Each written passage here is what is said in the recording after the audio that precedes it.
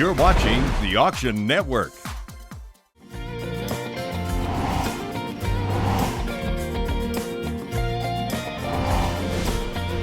As you can see, the Mons Anderson home is unique. As such, auctioning it created its own distinctive issues. Who to market it to, how to get the word out. Up for the challenge were the auctioneers from United Country Beloit Auction Service out of Beloit, Wisconsin. Rich Rampt grew up in the auction business. The son of an auctioneer, Rich's specialty is real estate. The auction process is a very new process in the United States. I mean, 90% of the real estate in the world is sold at auction. We sell 100 to 150 properties a year at auction. What makes it a unique property is that it's one of the oldest houses in Wisconsin, and it's historic. I mean, it's the Mons Anderson house. Not every day do we get a chance to auction off a nationally registered historic home to the high bidder. It definitely creates a challenge in trying to sell it. Younger people don't have the sense of history that older people have, I think. It's not your typical 3-bedroom ranch or 2-story farmhouse. You have to try to get to that 45 to 55 age group probably, or someone that's interested in history itself. The reason people sell a house at auction is because they want to maximize their dollars. I mean, they want to create an event where you can put it on the traditional market.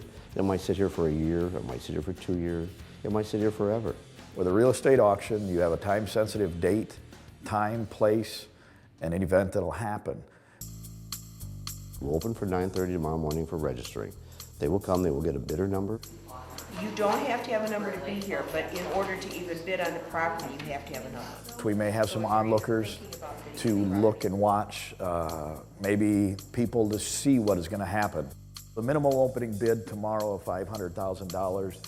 We're selling it to the high bidder as is, with no contingencies. Are they going to have it upstairs in the library? Yeah. So just head on up. You have people making a major decision in their lifestyle, in their life itself of purchasing a home.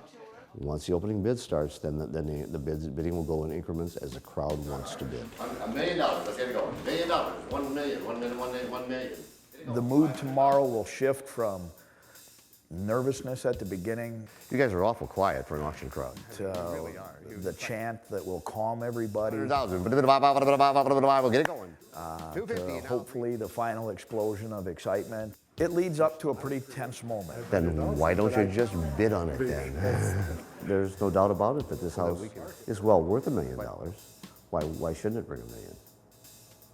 It will bring what the market will bear.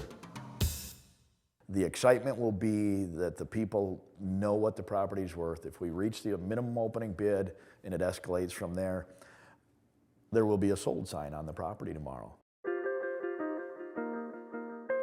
Auctioning the historic Mons Anderson home calls even more attention to the importance of saving the historical buildings of La Crosse, which date back to the mid-1800s. In fact, the city has gained an international reputation as a community which has not just saved its historic downtown, but has totally revitalized it. However, the significance of historic areas were not always appreciated, and it was only when La Crosse was in danger of losing it did things turn around.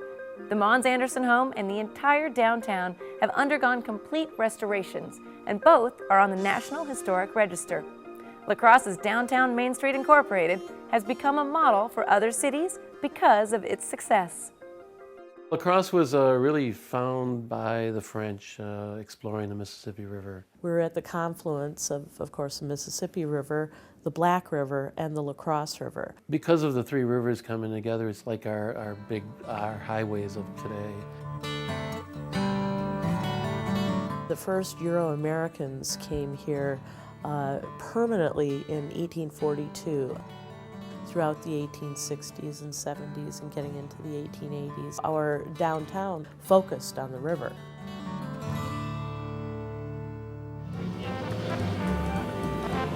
As we get into the 1920s, 30s, 40s, we start to see downtown La Crosse becoming that focal point for large department stores. In 1902, the Dorflinger department store was built downtown on 4th and Main Street, right in the hub of the downtown. People would come to the downtown and go shopping. Other smaller businesses, of course, benefited from that. In the 50s, early 60s, the Mississippi River Interstate Bridge went through, and in 1978, the mall was built out by Interstate 90.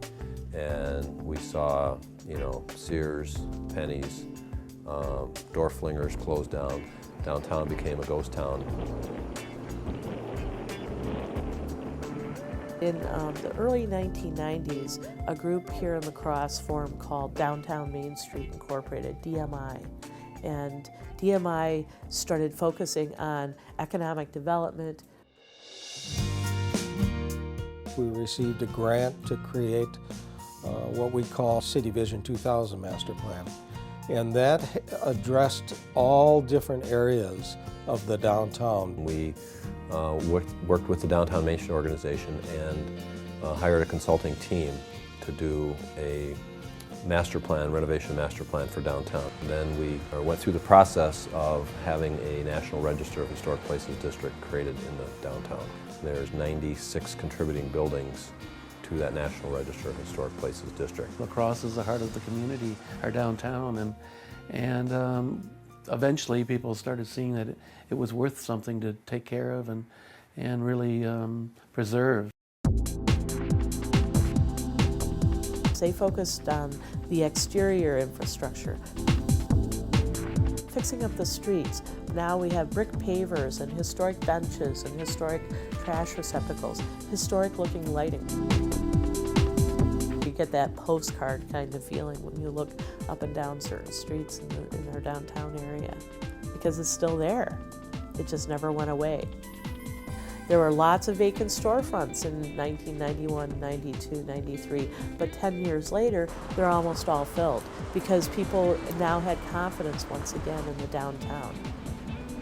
The regrowth, the economic rebirth that's taken place, we have approximately right now $250 million that has been reinvested in our downtown. We want to preserve our history because it's our unique identity. Well, there's nobody else that has a downtown La Crosse. The stage is now set for an auction like none before. And with such a unique property, you certainly wouldn't expect the auction to go as expected. And it didn't.